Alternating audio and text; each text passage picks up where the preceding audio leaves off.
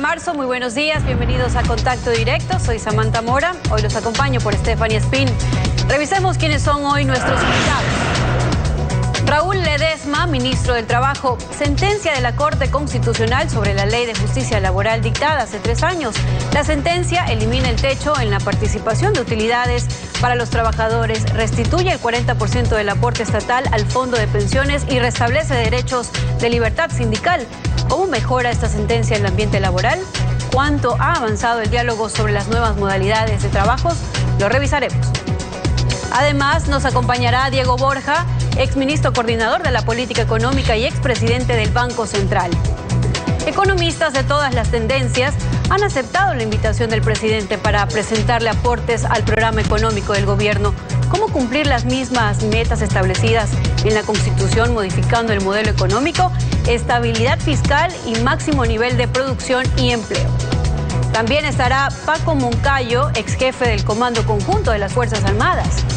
¿La inseguridad en la frontera es solo una amenaza del crimen organizado o es secuela del acuerdo de paz con las FARC que no incluyó el tráfico de cocaína ligado a las guerrillas y el terrorismo? ¿Es únicamente un problema militar y policial o se requiere una política de Estado y cooperación de Colombia y la comunidad internacional? El presidente de la República, Lenín Moreno, ha ofrecido presentar el programa económico del gobierno a fines de esta semana. Alfredo, ¿cómo estás? Buenos días.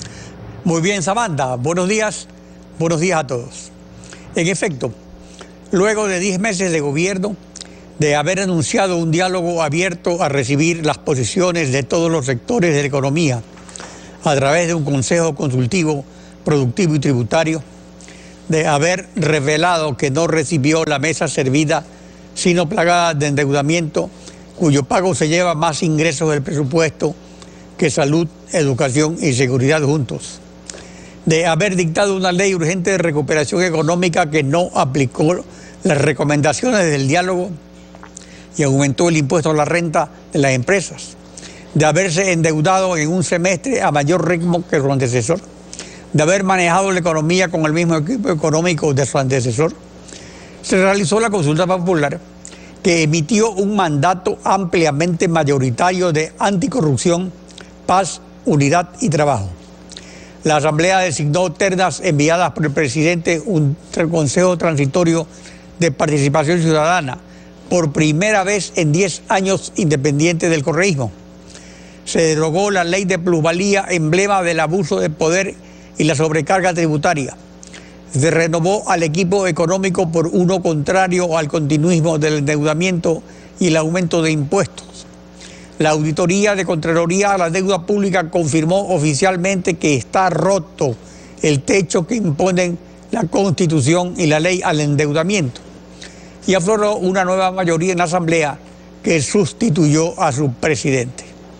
En consecuencia, es hora de un programa económico sobre el que han expresado consensos actores políticos y económicos de derecha e izquierda, así como economistas de ambas tendencias, porque en una grave encrucijada económica, los sesgos ideológicos pasan a segundo plano y ocupan la primera prioridad, medidas orientadas a la recuperación de la producción y el empleo, antes que mantener el buen vivir del Estado en lugar del bienestar de la ciudadanía. Ya se ha esperado suficiente. La actualidad, los protagonistas, el análisis y la información en Contacto Directo.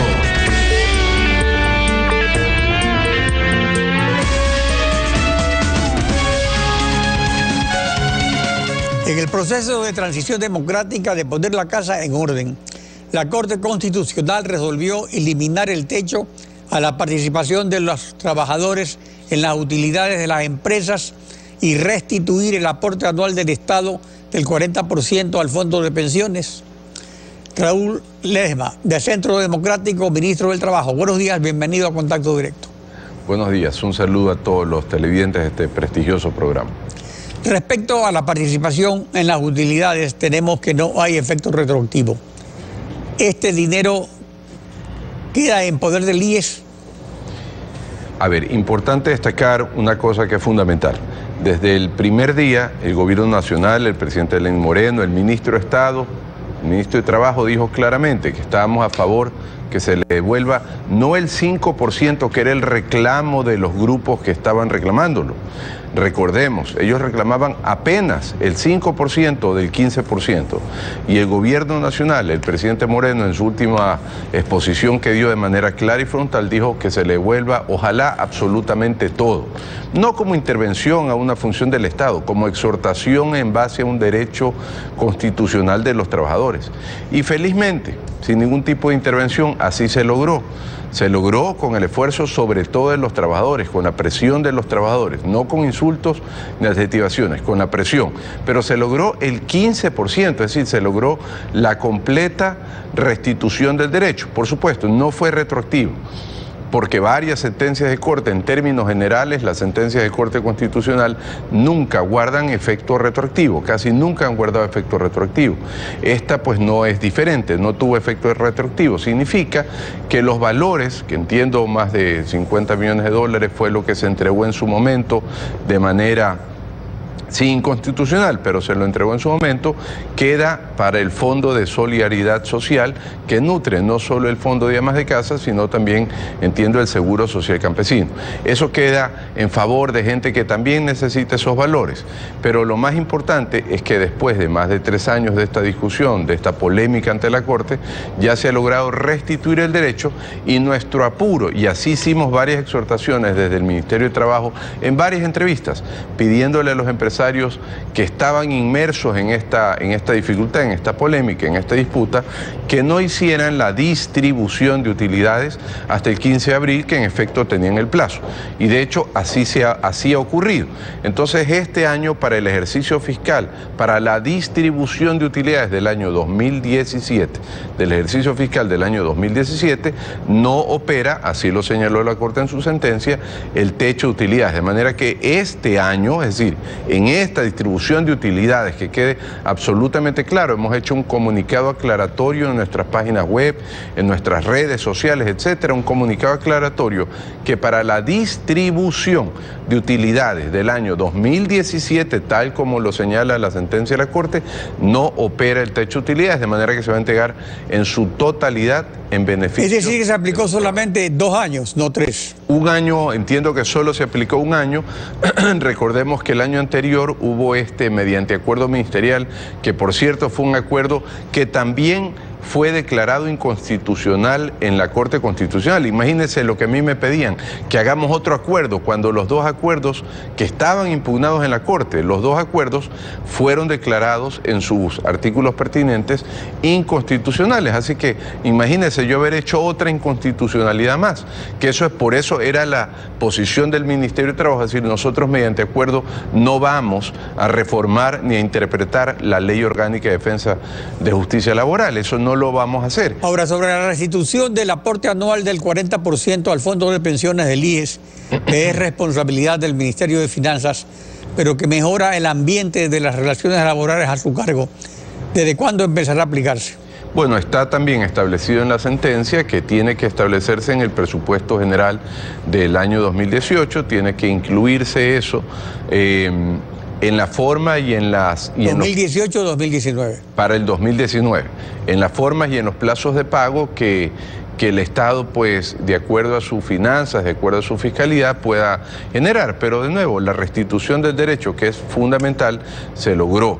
Y entonces ahora pues habrá que hacer un análisis profundo, un análisis detallado, porque no es tampoco un misterio ni un secreto que el Ecuador está viviendo una grave crisis económica. Hay, por supuesto, procesos leves de recuperación, lo hemos visto en los empleos, se va recuperando poco a poco, levemente, no es la panacea, no es suficiente. Pero en todo caso, sobre el IES, la situación actuarial cambia, ya todos los estudios que se hagan tienen que contar con el 40% de aporte del Estado. Por supuesto. O sea, ya no existe nunca más. Esta fue una buena noticia más allá de para todos los ecuatorianos, porque los dueños del Instituto de Seguridad Social somos todos los ecuatorianos, por supuesto una noticia sostenida y fuerte para el propio IES, porque con esto pues luego podrá, como usted bien señala, generar una serie de previsiones ya económicas con respecto a las obligaciones de pago. Acerca de la restitución de derechos de la libertad sindical que también decidió la Corte Constitucional, ¿qué le corresponde a su ministerio? Bueno, nosotros en el tema del techo de utilidades no necesitamos ni siquiera emitir... No, yo me refiero a la libertad sindical, o se refiere bueno, perdón, en la libertad sindical nosotros ya hemos venido operando en el ejercicio de la libertad sindical. Fíjese que había más de 200 sindicatos y asociaciones que no habían sido inscritas en algún caso, ratificadas sus estructuras en otro caso, y nosotros hemos en más de 200 entregado. Estuvimos recién este fin de semana que pasó en Manta reconociendo nuevamente 53 años del Sindicato de Trabajadores del municipio de Manta. Estuvimos en Coazúcar en la Troncal la semana pasada entregando también la ratificación de la directiva, la inscripción de la nueva directiva, y así más de 200. Entonces el Ministerio de Trabajo a partir del día 1 empezó un proceso de reconocimiento de derechos que estaba absolutamente estancado. Ahora, con respecto al tema de la libertad sindical nueva, de nuevo, para nosotros no es una novedad ni es algo que debamos de recién aplicar.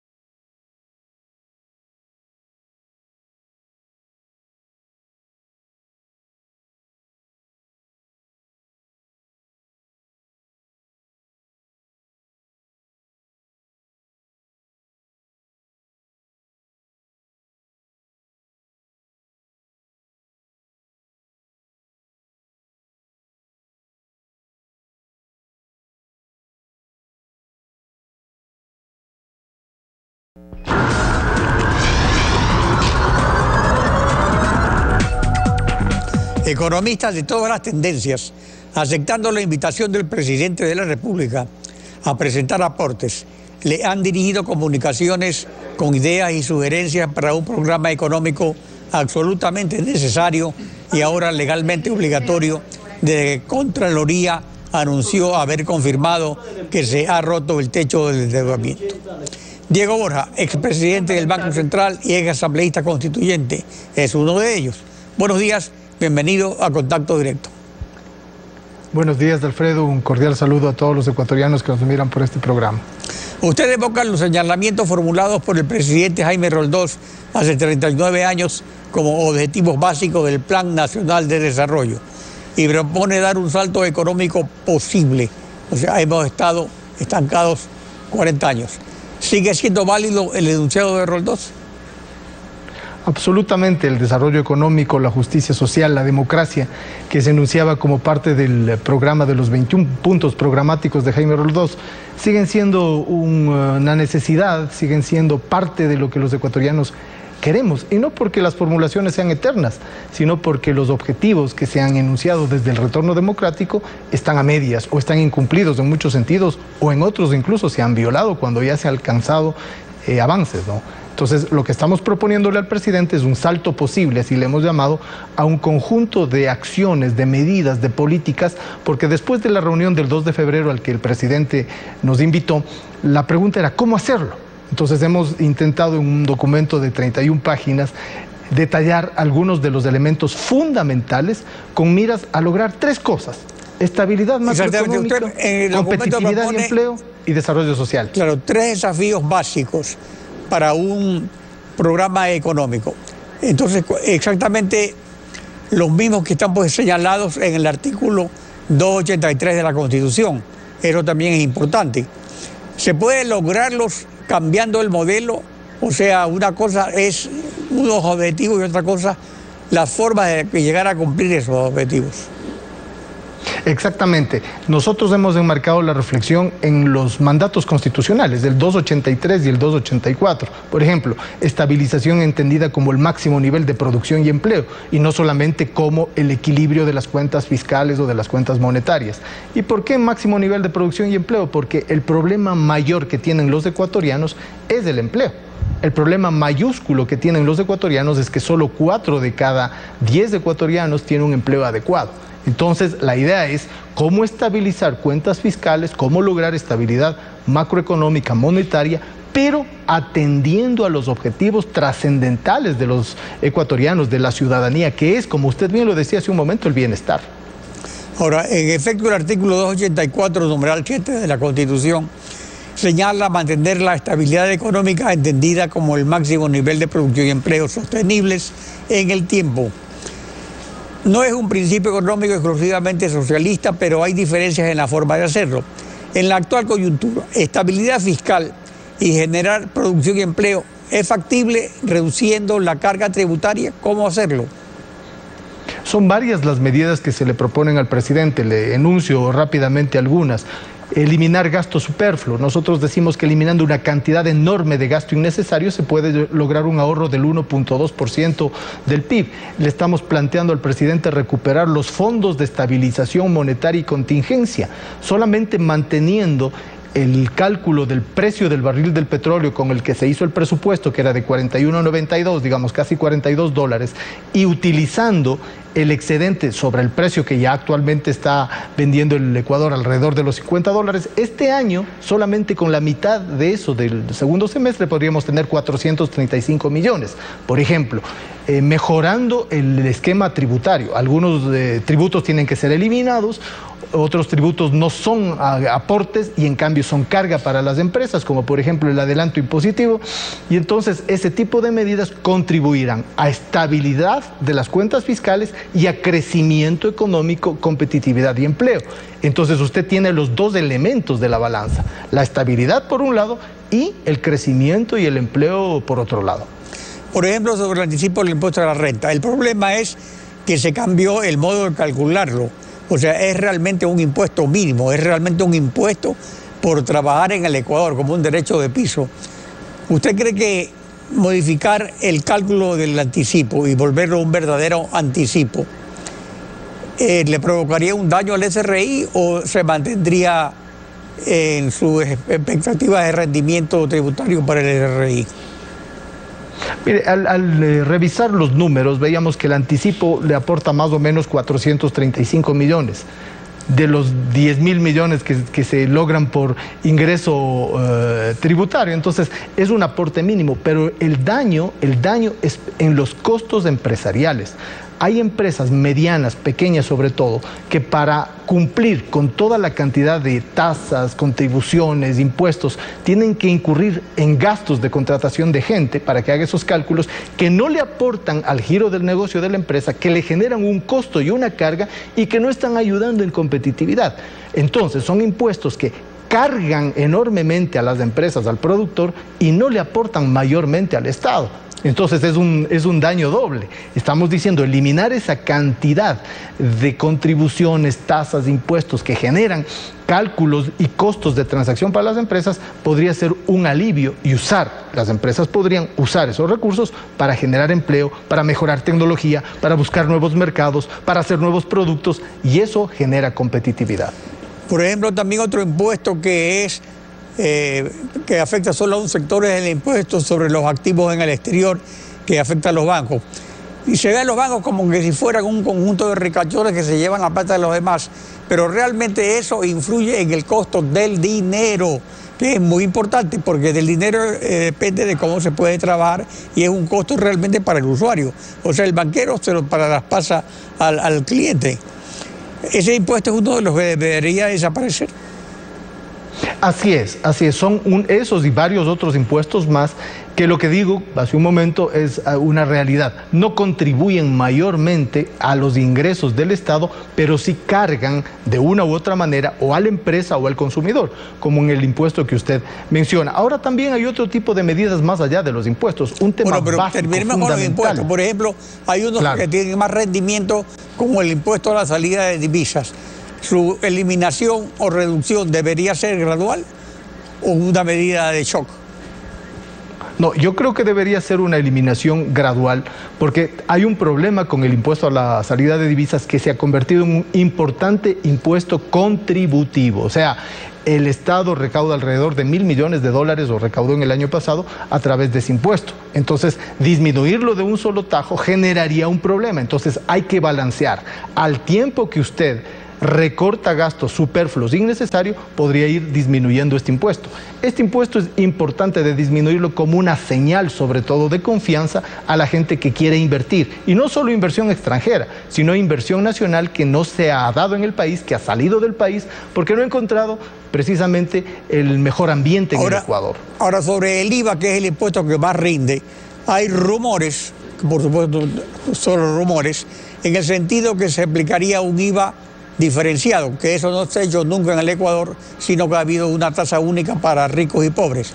Pero se entiende que una tasas diferenciadas son también tasas más bajas que la tasa, digamos, general. Y hay algunas que serían más altas, como por ejemplo eliminar el ICE y convertirlo en el IVA más caro, pero no duplicar a ciertos artículos ICE e IVA. ¿Cómo ve usted un IVA diferenciado para el rendimiento tributario y para la dinamización de la economía? Bueno, el IVA en general es un impuesto regresivo. ¿Qué quiere decir regresivo? Que al pagarlo todos por igual, pagan lo mismo en proporción a sus ingresos los ricos y los pobres. Entonces eso es de alguna manera inequidad en la búsqueda de la equidad o de la justicia social. Ahora, un IVA diferenciado, como usted bien señala, podría ser de menor tasa para los artículos de primera necesidad y quizás una tasa mayor para los artículos que no son de primera necesidad, que a veces se consideran de lujo, aunque hay ciertos segmentos de la población que no los considerarían así. Sigue siendo de todas maneras un impuesto regresivo en cualquier caso. Un poquito menos si es que usted diferencia artículos de primera necesidad y artículos no de primera necesidad. Probablemente ahí evidentemente se necesitaría cambiar el esquema de imposición a través de los consumos especiales, del ICE, porque ya sería una doble carga, como usted bien lo señala. Diego Borja, gracias por su participación en Contacto Directo. Gracias a usted. Samantha. Y tras la pausa, Paco Moncayo, ex candidato presidencial y ex jefe del Comando Conjunto de las Fuerzas Armadas, la necesidad de una política de Estado que vaya más allá del reforzamiento a la seguridad policial y militar en la frontera con Colombia. Vamos a analizarlo, ya regresamos.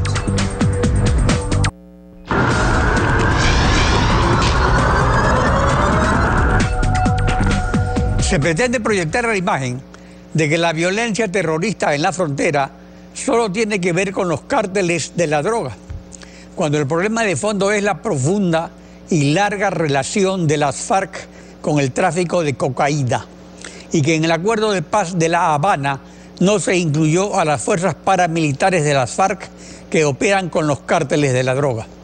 Al respecto, el general Wagner Bravo, ex jefe de las fuerzas de tarea del ejército en la frontera, y César Navas, ministro del Interior, señalaron lo siguiente. Veamos. No hay guerrilla, es un grupo armado organizado residual, son delincuencia organizada transnacional, no operan desde el Ecuador, operan desde allá. No hay una estructura que nos permita ir hacia adelante, que podamos, el Ministerio de Relaciones Exteriores, que es el encargado también de la defensa con las Fuerzas Armadas, poner un plan y una política de Estado sobre qué vamos a hacer con el narcotráfico. No puede ser que todos los días se capturan 80, 50, 60 toneladas y sigamos viendo, al exterior nos están viendo como un país de narcotraficantes. Entonces, ¿dónde está la política de Estado y el cambio estructural en la seguridad nacional de los ecuatorianos? Paco Moncayo, ex jefe del Comando Conjunto de Fuerzas Armadas y ex candidato presidencial. Buen día, bienvenido a Contacto Directo. Buen día, Alfredo, qué gusto estar con usted. Un saludo a la audiencia. De limitar al norte con las FARC, el Ecuador ha pasado a limitar al norte con los disidentes de las FARC vinculados al tráfico de cocaína. ¿Por qué? ¿Qué no previó el gobierno anterior del Ecuador? El tema fundamental es este. Las FARC fueron un movimiento político que tenía apoyo desde la Unión Soviética, desde la China comunista, muchas veces a través de Cuba. Cuando implosionó la Unión Soviética y cuando dejaron de recibir estos ingresos, entonces tuvieron que financiar sus actividades subversivas con recursos del narcotráfico. Poco a poco fueron vinculándose cada vez más y vivían de esos recursos.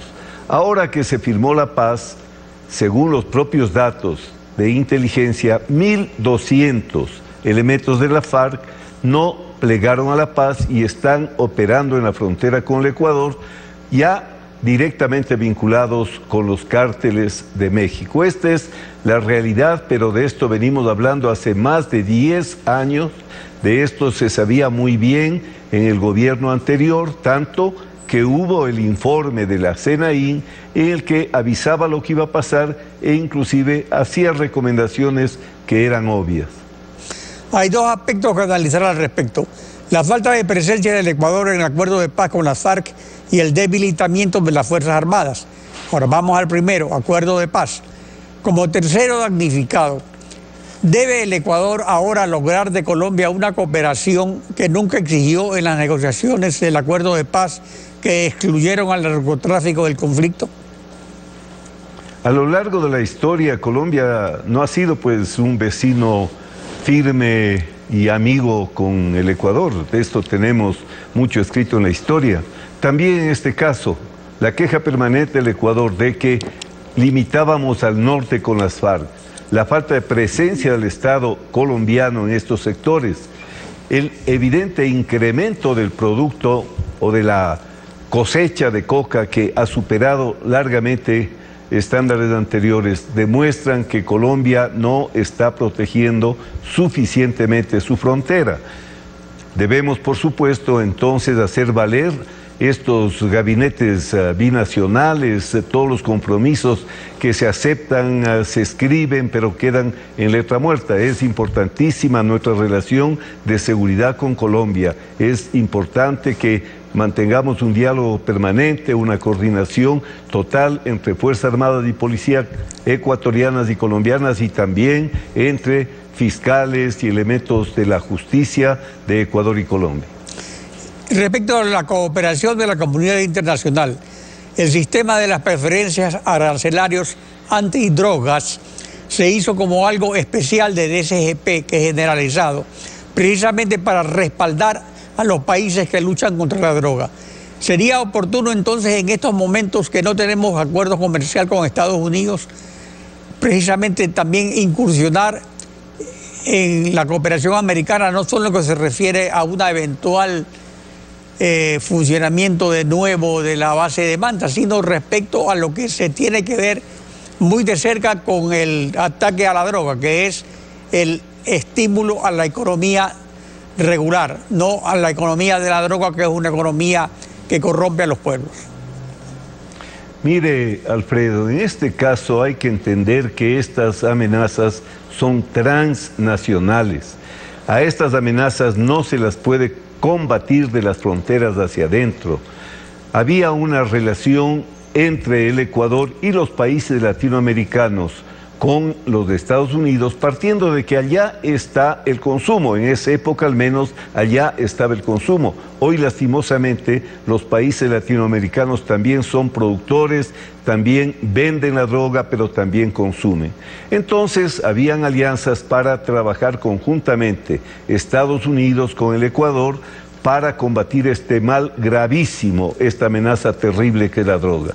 Llegó el señor Correa, dijo que la Policía Nacional estaba trabajando para el imperio, que las Fuerzas Armadas primero le daban parte a la Embajada de Estados Unidos y después al presidente, con estas ideas que no tenían ningún fundamento objetivo. Se rompieron esas relaciones. Este es un crimen internacional. Tenemos que combatirlo con medidas de política interna y exterior vinculadas no solo con los países vecinos, sino con la región y por supuesto con los Estados Unidos, dejando de cualquier otra idea que no sea pragmáticamente el combatir este daño mayor que causa efectos nocivos terribles en la sociedad ecuatoriana o de cualquier país. Acerca del debilitamiento de las Fuerzas Armadas, hay que recordar la muy estrecha colaboración política de las Fuerzas Armadas con el expresidente Correa, como cuando la Marina asumió varios años Petroecuador. Y luego veamos los gastos en seguridad. Según datos oficiales del Ministerio de Finanzas, de los 19.000 millones asignados en la década correísta a seguridad, 16.885 son de defensa, 1.746 millones corresponden al Ministerio del Interior y 367 millones a la SENAIN.